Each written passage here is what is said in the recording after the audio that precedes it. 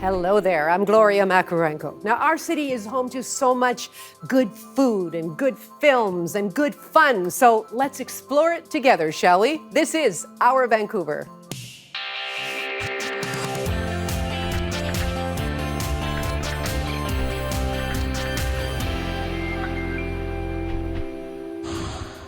Coming up, why Vancouver's newest downtown park is turning heads. And learning the best ways to shuck shellfish and appreciate fresh oysters.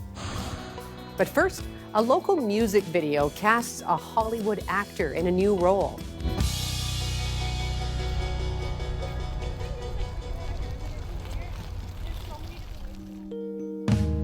With new waves, new rides, new bike roads, new tires, new pages, new books, new haircuts, new looks. Now that's a clip from the short film and music video for the song Different Than Before by Amanda Sum. It is a beautiful song with a serious story around it.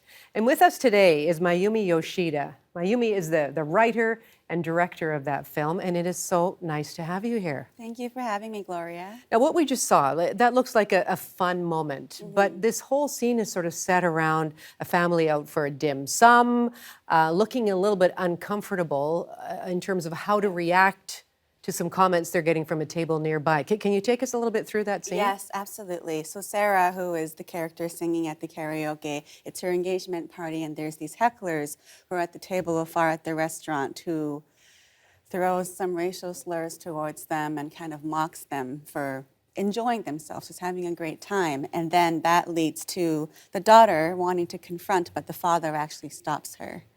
And then now the family is feeling disappointed, feeling like the father didn't stand up for them. So then the dad has to decide what he's going to do about that situation. Yeah. Wow. So where did this idea come from? Did you have any personal experience with something like this? I personally have not experienced anything at a restaurant like this, but I think in the last 2 years, it's definitely been more, unfortunately, present where like this aggression from other people has actually happened in public spaces, and I've heard people being assaulted sometimes, which is it's really awful. But which is why we really wanted to make sure that we weren't. We made sure that that part felt real, but balancing it with joy so that we're not making this video sort of like trauma-induced. Right, well, there are real moments of joy in this. Let's talk about Tzi Ma. How did you get Tzi Ma on board? Well, Ty is, I've always been a fan, and we've actually worked together on this show called The Man in the High Castle together. And he supported me as a filmmaker and came to film festivals to watch my short films in the past. And he happened to be in town for the show that he's shooting right now, Kung Fu. And from the beginning, we knew that when we came up with the concept, it has to be Thai, because how cool would it be to see a stern Asian dad stereotype, but then when he goes into the dream sequence, he's this Elton John pop icon. So we really wanted Thai in that cool suit. So I'm so lucky that we got Thai involved in this. Well, interesting you should say it has to be Thai. This is our vision for this role. Yes. And his scene. How does he feel about it? Did he feel this is the role I need to play? I hope so. I thought we had a really great time. I hope so, Ty. But he took home the costume. He was like, I want this costume. This is great. So it is now at his home, which I hope that indicates that he loved doing this. Okay, let's talk about just making a film in this time. Sort of, we're not yet post-COVID. There have been some real challenges along the way. What has that been like for you?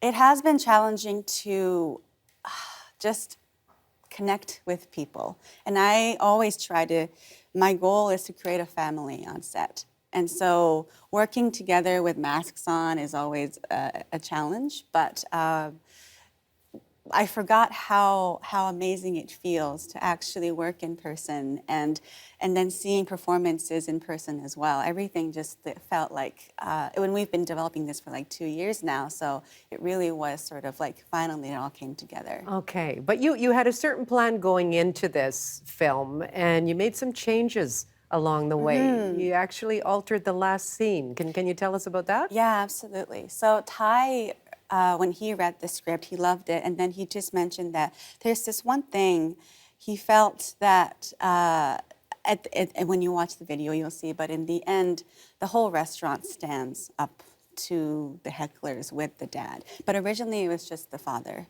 And then he comes back to the family table and the family now looks at him like, oh, wow, dad.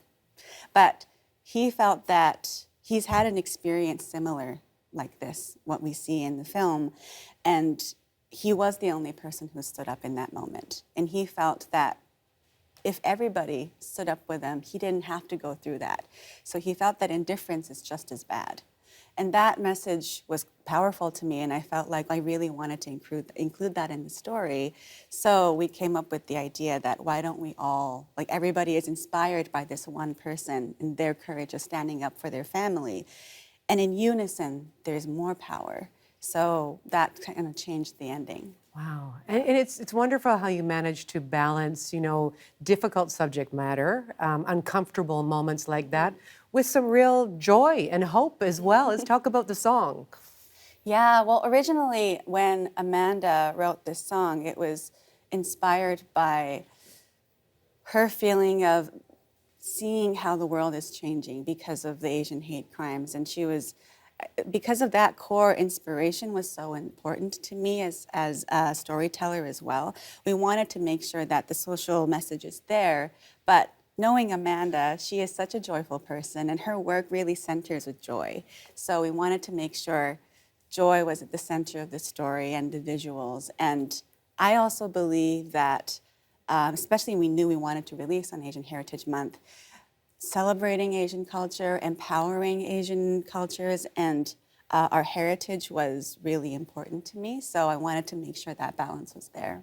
Yeah, the timing is perfect. The timing is perfect. So when we say Asian Heritage Month, what does that mean for you, aside from the timing of the release of this film?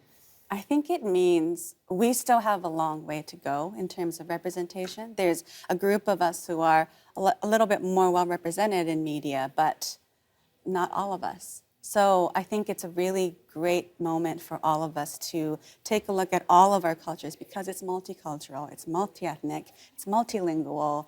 There's so much more to what Asian diaspora means. So this month really is to sort of spread yourself outside of your community circle to see more of what Asian means and educate ourselves. So I hope that we can contribute that way. Me too. Yeah. Me too. It's a beautiful message. Thank you. And I can feel it's a heartfelt message, and it's important timing for it as well. Thank you for coming in. It's great to see you in person, and congratulations on a beautiful film. Thank you so much. If not today, then tomorrow.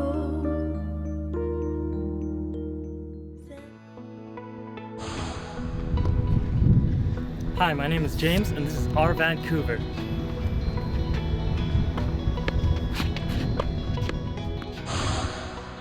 Well, this is time for one of our favorite features. This is where we get to showcase some of the photographs that you have shared with us. And let's start with this one. Todd Kozinka took this image from the top of a hike at Thetis Lake in Victoria. Wow, what a view. Well, Priyanka Patel spied this flamingo at the Victoria Butterfly Gardens at Brentwood Bay. Just gorgeous. And finally, this is Poppy and Eddie, two rescue dogs just outside of Kamloops. Cher Doolin snapped this photo of the pair at the top of the trail just outside of Chinatown Lake. So sweet. Thank you for sharing. And do send us more when you're out and about with your cameras. Select your favorite photographs and send them by email. bcphotos@cbc.ca. bcphotos@cbc.ca. It's easy. Now, a Surrey-based photographer is shocked after learning that he can't take pictures at one city park without a permit. The document is now required at Elgin Heritage Park. As Kiran Singh explains, there is concern that more parks are going to be added to the system. Elgin Heritage Park is home to popular photography spot, the Stewart Farmhouse. Now, anyone who wants to take pictures there will have to apply for a free photography permit. Surrey-based wedding photographer Paul Riyad is worried about the impact. To make our business a little bit tougher, and prevent us the freedom of adjusting based on weather, based on last-minute shoots. It just adds another restriction that we don't need. The city of Surrey declined to speak to CBC News about the change, but in a statement says the city decided to implement permit program due to complaints. Over the last number of years, numerous complaints regarding wedding groups and commercial photographers have been received from public users of the historic Stewart Farm at Elgin Heritage Park. Riyadh has been going to this park to take photos for past 10 years. He says he hasn't had any issues with other photographers or wedding parties. On the contrary, the only problems I have actually experienced has been from the staff that works in the house itself. Once I had a client driving out and I had a camera off to the side here. As they were driving away, pulling out, I was trying to take a photo of them. A staff member comes running out, literally stood in front of the car waving her hands, saying, "No photos here." And Riyadh says the permit process will be unfair to some community members. The net effect essentially appears that it is primarily affecting Sikh weddings, South Asian weddings, right? Because they all are the ones that mainly use this park on a weekend.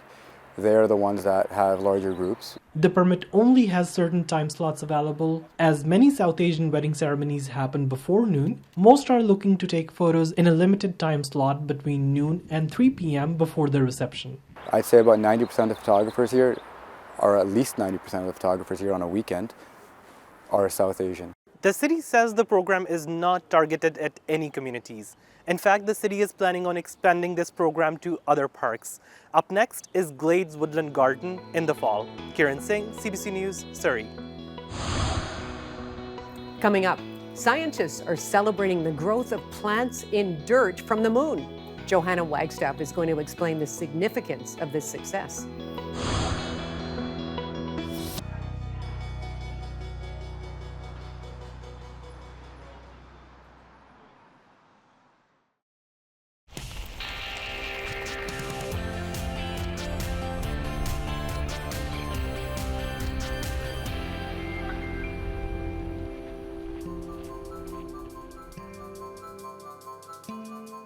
For the first time, scientists have grown plants in moon dirt. That's right, soil from the moon actually collected by NASA's Apollo astronauts.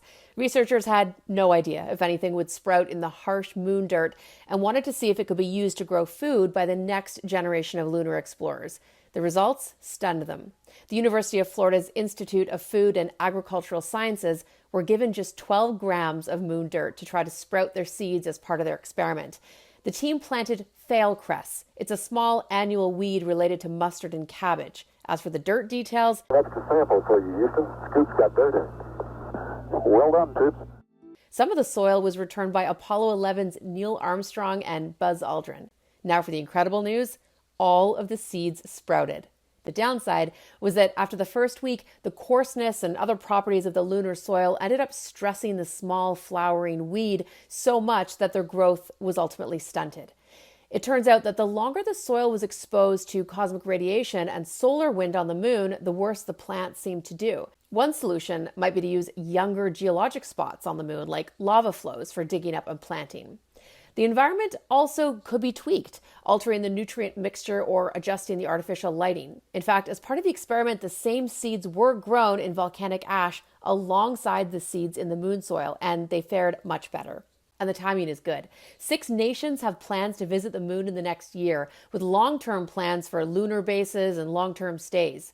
The ideal situation would be for future astronauts to tap into the endless supply of available dirt versus indoor planting or an all-water system. And as the scientists, part of the experiment, said, the fact that anything grew means that we have a really good starting point. The Florida scientists hope to recycle their lunar soil later this year, planting more thale cress before moving on to other vegetation. And now, your Science Smart. If you have a science question on your mind, send me an email or a tweet, and I'll try to get it answered. Hi, my name is Ryan, and this is our Vancouver.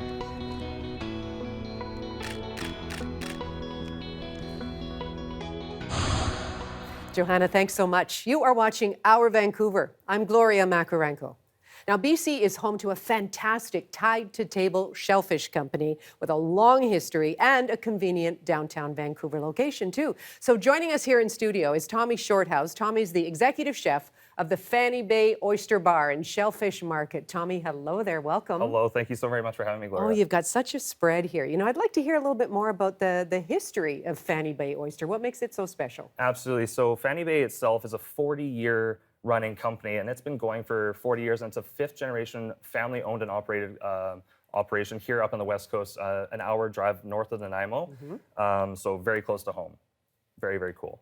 I love that. Every time we drive by Fanny Bay, it's like, you've got to get a container of oysters. This is, they don't come any fresher than that. So, I mean, some people feel a little bit, you know, ooh, oysters, I don't know, if they feel a little bit squeamish about having this fresh seafood. What do you say to them? That's right. I mean, obviously, having something that looks the way it does, I can see how some people might be a little bit off-put by the idea, but obviously, having oysters in its rawest form is my personal favorite way to enjoy them, but there's so many other ways to enjoy oysters. We could have them baked, we could have them fried, we could have them in a stew or a chowder format. So there's a lot of versatility. Where would you like to start? Why don't we start with the shucking? Because Absolutely. that's part of that. It's got to start there. You got to get it out of the shell. But wait a second. Well, why don't we get in close on this? Absolutely. Richard, so tell me just about what we're looking at right here. Okay, so we have 3 different oysters here. So we have our crown jewel Sunseekers coming from our farm on Fanny Bay. These are a bag hardened oyster, and we also have beach hardened oyster. We have our Fanny Bay smalls and extra smalls here. So these are a 2 to 6 year old oyster. Sunseekers take about 2 to 3 years to grow to its mature level to be sold. Here we have a 2-year-old oyster, and here we have in between a 5 and a 6-year-old oyster. Wow. Now, taste-wise, would I taste the difference between an oyster that's newer? Would the younger ones be sweeter, or? Generally, the younger ones will have a tendency to be a little bit on the sweeter side because the development of kelp and different flavors have a tendency to build up in the larger oysters and in its flesh on the inside. Right. Now, tell me.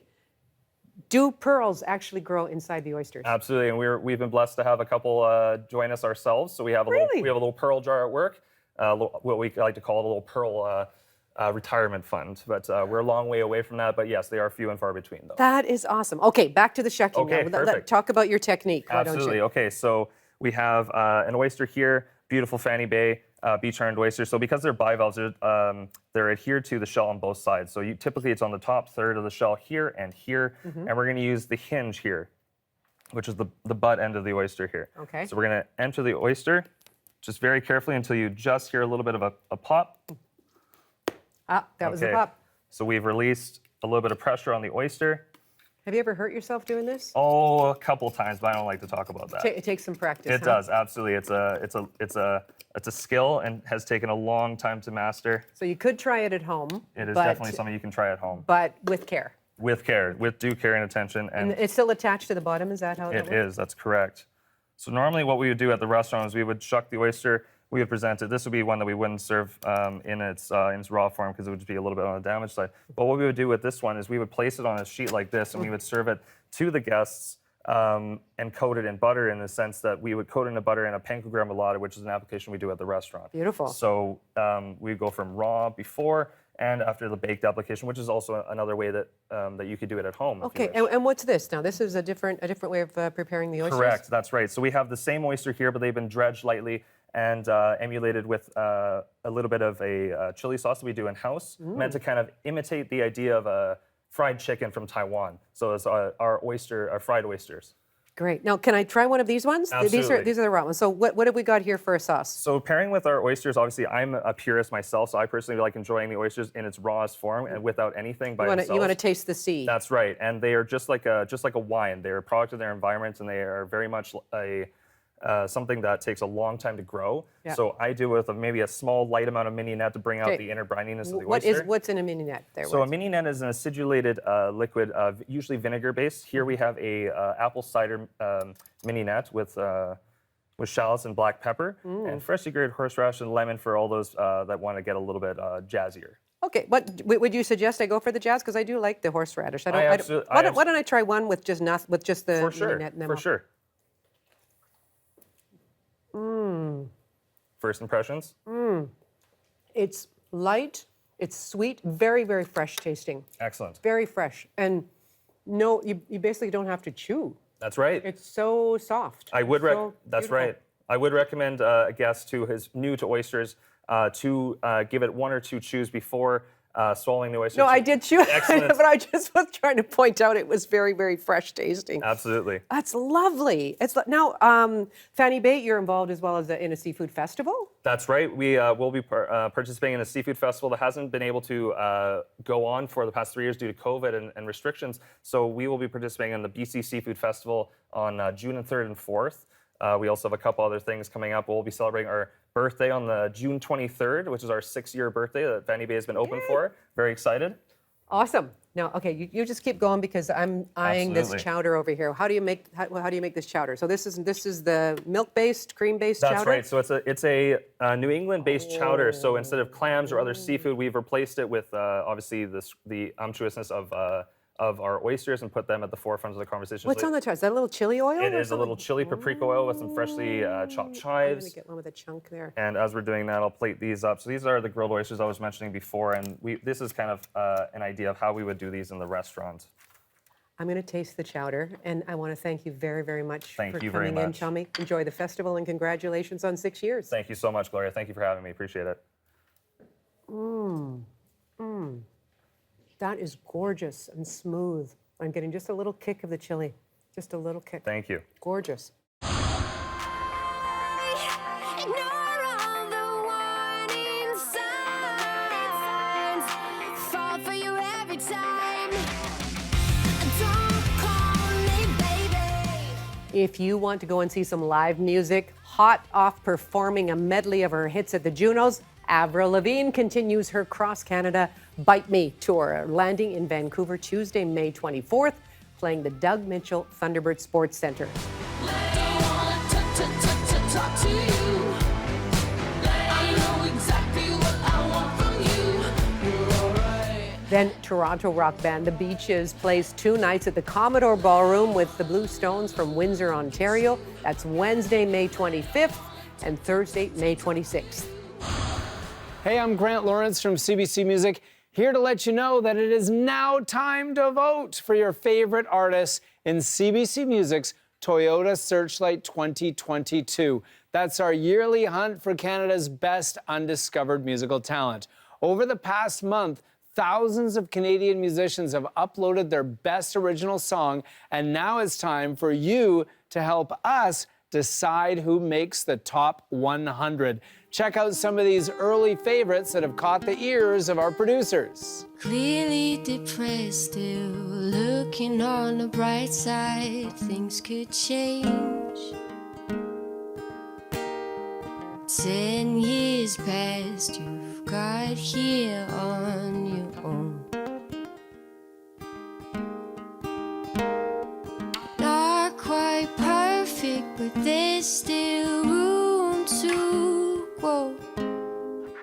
You can feel it when it's these summers. Calvin Harris bumping in the sea jumping. Speaking sloppy, you thought it was E Honda. 120 BPM, but drive at least 100. Please, we just want a peaceful summer. Not no gunner, scrimmaging into the sun up. Fellas run up, ladies, put your bun up.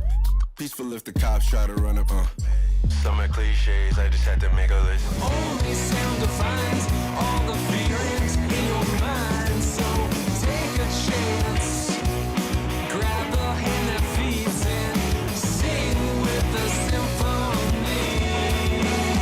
You gotta set yourself free, 'cause you need it to be alright. For the rest of your life. Lately, I spend all my time living in a dream, asking when can I come closer than I've seen. Can you be right in front of me? There you go. Those are just a few of the early highlights of original songs by Canadian artists that have poured in from across Canada for CBC Music's Toyota Searchlight 2022. And now you get to assist our judges in picking who makes it into the top 100. This year, fan voting will only occur in this opening round. The top 3 artists who receive the most votes will win our Fan Choice Awards. they'll be automatically placed into our top 100 and receive a $1,000 gift card from Long & McQuaid, a Play MPE single distribution deal, and a mentors meeting with Canada's Music Incubator. Plus, a chance at the grand prize, of course. You can vote for up to 5 artists a day at cbc.ca/searchlight, and you have until Monday, May 30th to cast your votes.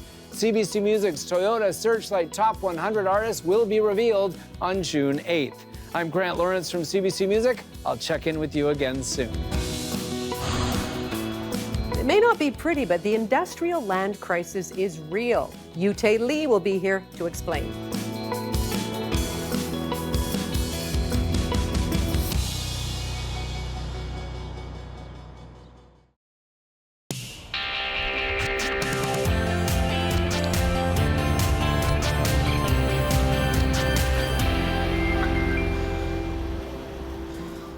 Hi, welcome back to Our Vancouver. I'm Gloria Makarenko.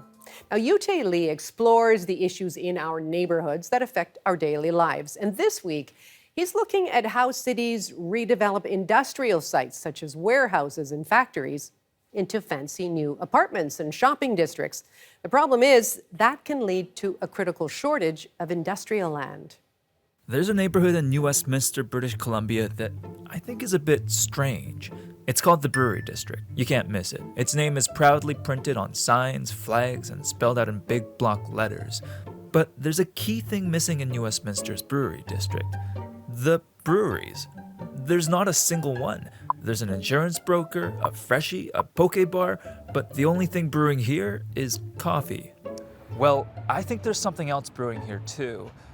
Trouble. Such a bad line.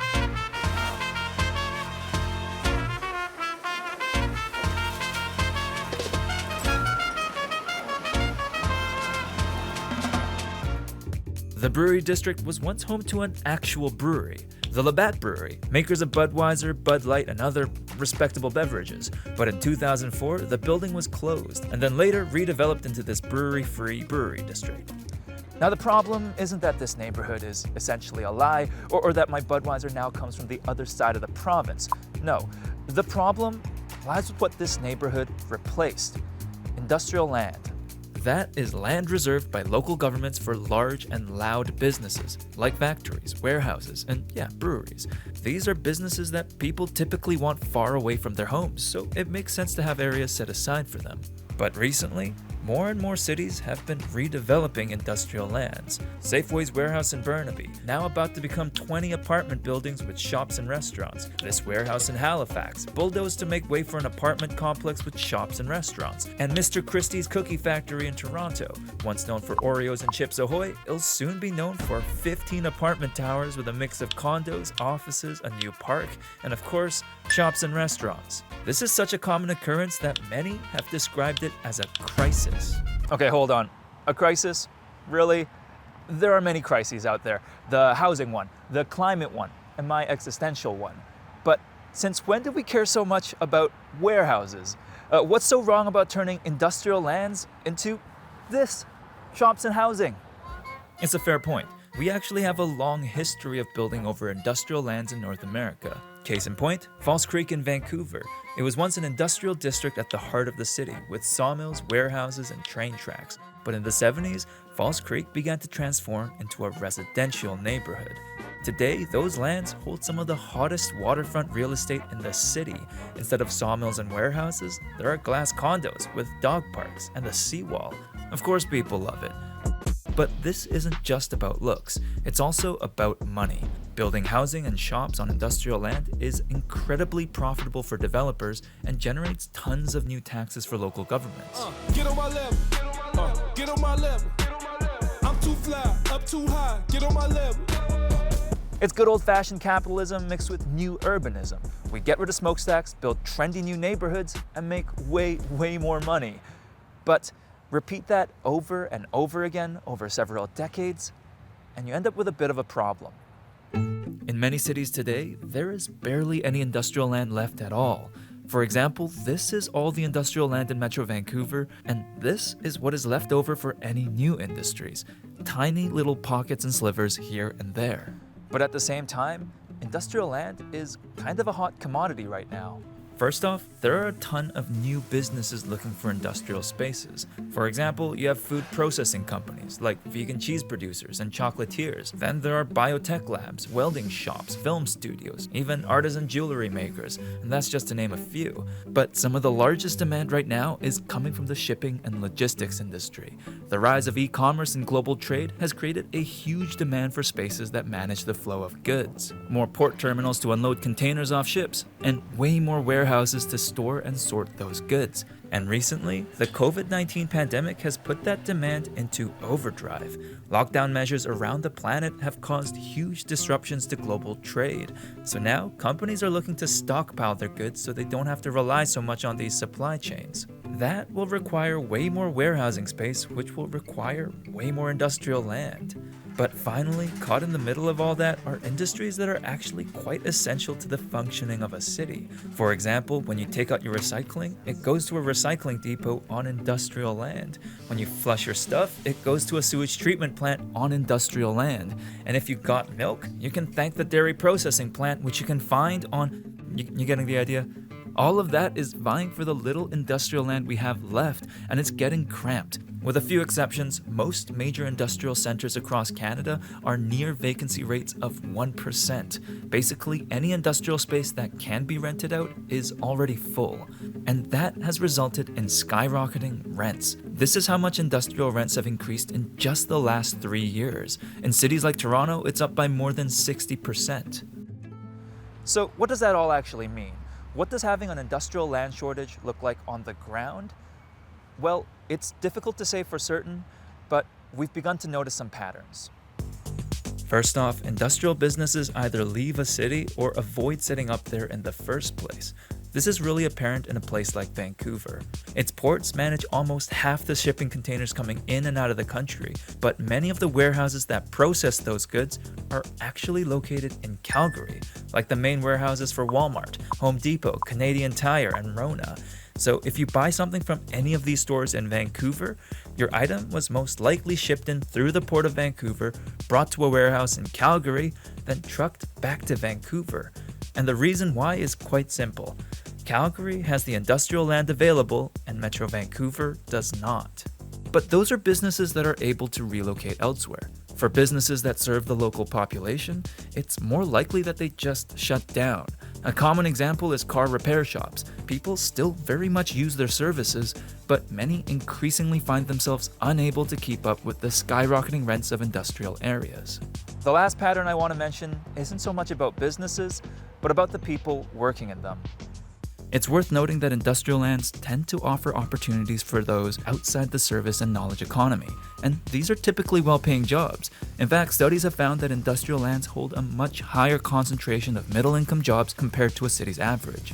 So with that, many are concerned that redeveloping those industrial lands is contributing towards the growing income inequality within our cities. In the last several decades, major cities across Canada have all reported more people living in poverty, more wealthy people, and a shrinking middle class. Now, in some ways, this is a bit of a dilemma because, let's face it, many cities today are also in a housing crisis. They do need to build new housing somewhere, right? So I think you could see this as a tough but necessary pill to swallow. Maybe we do need to develop over some of our industrial lands. But I'm not so convinced by that. It's important to remember that cities have tons and tons of land set aside for just houses. They're called single-family neighborhoods, and they are abundant in pretty much every city in North America. For example, in Metro Vancouver, this is all the land we've set aside for this kind of neighborhood.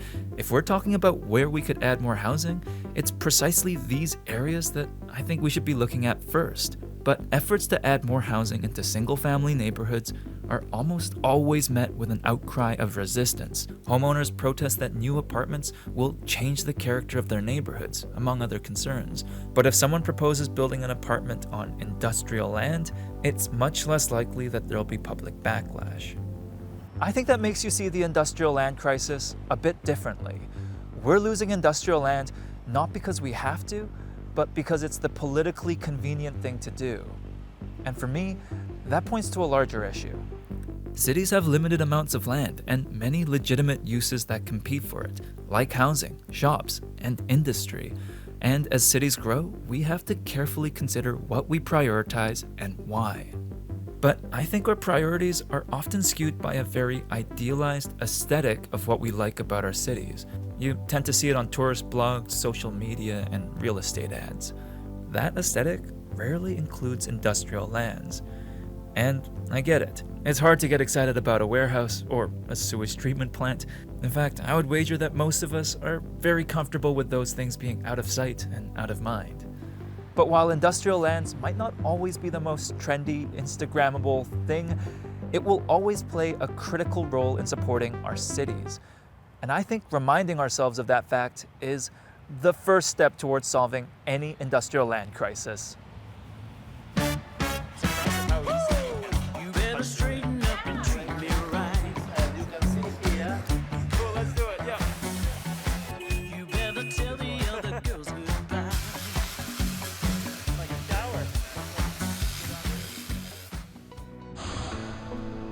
Hi, I'm Alex. I'm Claudia. I'm Bruna. And this is our Vancouver. Now, with gloves and garbage bags in hand, volunteers pitched in to clean up the streets of Vancouver's Chinatown neighborhood. The goal was to tackle some of the graffiti and the vandalism and the general garbage in the area. And as Yasmin Gandam tells us, organizers say the efforts are much needed in the historic neighborhood. People come in Chinatown. Oh, it's beautiful, Vancouver, Chinatown. The rain didn't stop hundreds of volunteers from banding together to show some love for their community. Armed with waterproof gear and trash pickers, volunteers roamed the streets, making the landmark clean once again. We've got people from all over the city that are coming to be a part of a smaller community, but coming from a broader community and just showing us that Chinatown remains an important part of the city. The volunteers included Vancouver City Councillor Sarah Kirby-Young, who has been a part of the cleanup for many years. During COVID, we saw the rise of anti-Asian hate and a lot of issues playing out in terms of street disorder in Chinatown. And so to have the amazing show of support and have so many people out today really means a lot to all of the community members, the small businesses, the cultural organizations. So it's a really great morning. Members of the Chinese Community Policing Center also joined the initiative with hopes of bringing a sense of safety back to the neighborhood they were raised in. I think this event is very important because it brings together many community partners to actually clean up Chinatown, to make it more vibrant, to restore the cultural heritage of Chinatown. The participants all committed to making Chinatown beautiful once again and to return annually until they aren't needed anymore. Yasmin Gandam, CBC News, Vancouver. Coming up, how a Vancouver park with a twist is attracting visitors from far afield.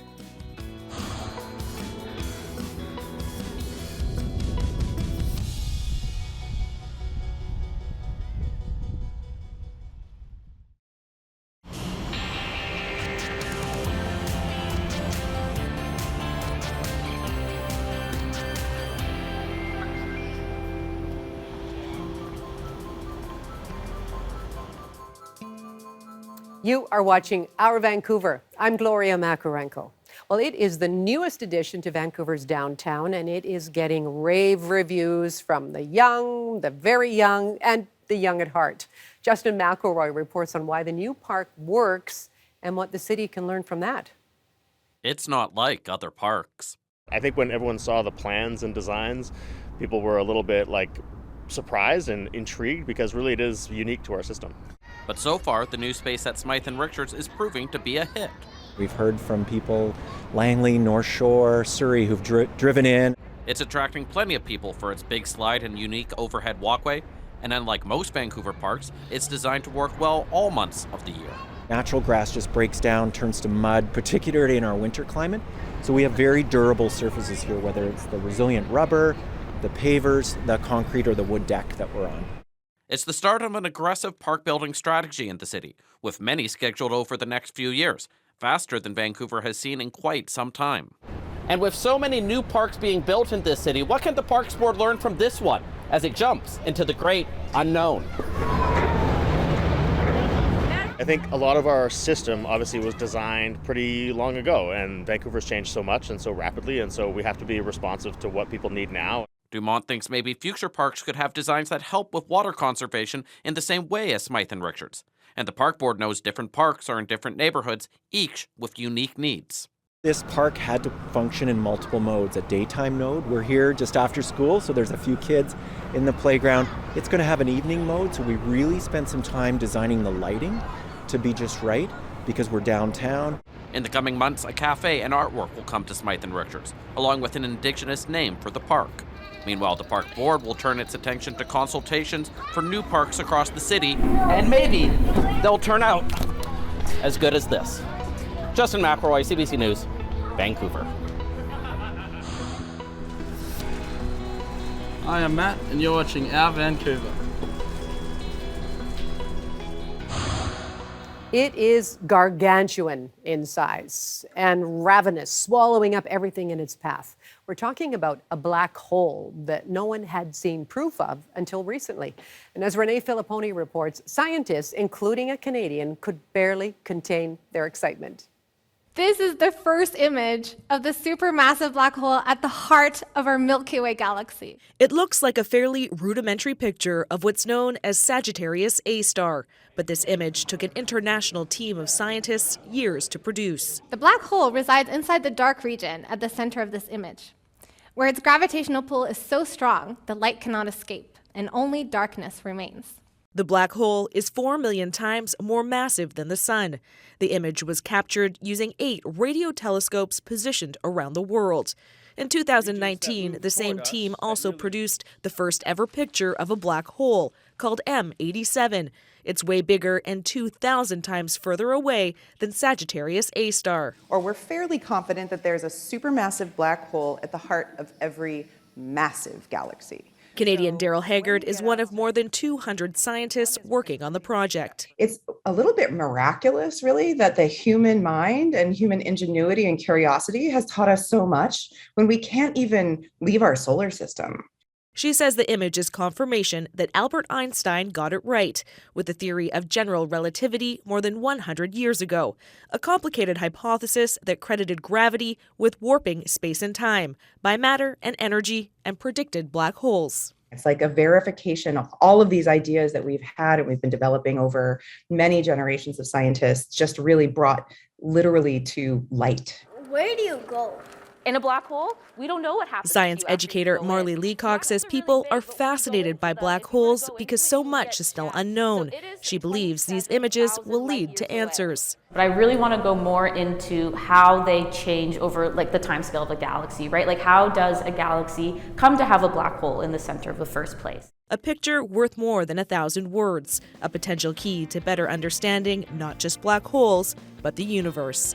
Renee Filipponi, CBC News, Vancouver. When we bring you these stories here at CBC Vancouver, we have award-winning photographers out capturing the images that say so much. Still images can add context and bring a lot more to the understanding of an event or an issue. So here are some of the latest images from what happened this past week. And that's all for Our Vancouver for this week. I hope you can join me weekday afternoons on CBC Radio 1 for On the Coast. For now, bye-bye.